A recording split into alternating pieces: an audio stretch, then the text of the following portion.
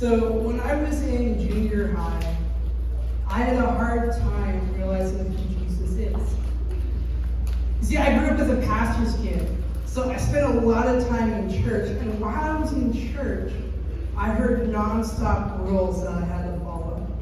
Rules like, this is how you're supposed to speak, don't cuss, this is how you're supposed to dress, this is how you're supposed to be. And I was also told that if I said something wrong, it could make my dad look bad. And so I was always told, hey, your dad wouldn't like this. Or hey, your dad wouldn't want you to say this. Or hey, your dad wouldn't want you to act like this. For instance, when I was in elementary school, I was in Sunday school. And the teacher said that we couldn't bring anything to heaven with us. She was explaining that the only thing that we could bring to heaven was ourselves.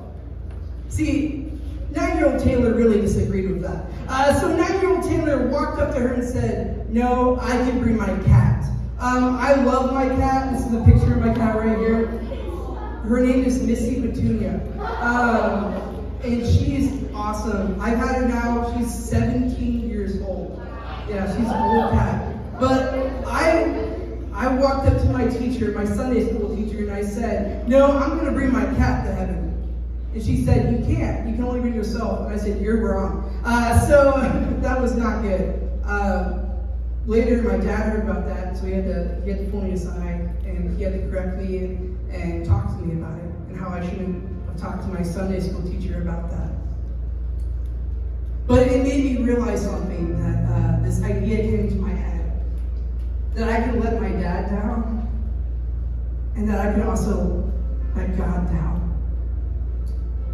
See, my idea of Jesus was someone who I was constantly trying to please, someone who I was constantly trying not to let down. I thought if I made one mistake, God would hate me. I thought God was just waiting for me to trip and fail. One of my favorite quotes says this: you can never let God down because you were never holding God up in the first place.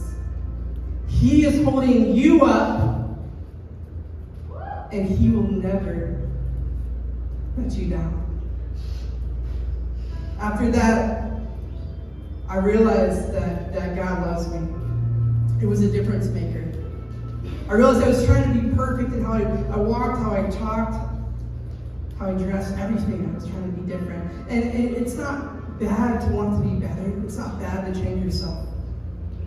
But I was doing it to try to gain God's love. And the truth of the matter is, God loved me already. Romans 5:8 says, but this is how God demonstrated His love for us. Yet we were still sinners. Christ died for us. And that's why we do communion. Not because we are trying to earn God's love, but we are doing communion because of God's love. Because God died for us. Because Jesus came down on the cross. So, right now, in your groups, you have communion. You have juice, and you have a cracker. The juice represents Jesus' blood poured out for you. The cracker represents God, or Jesus' body broken for you. And as a group, you're going to take communion. There's going to be some verses on the screen. And during this time, just realize how much God loves you.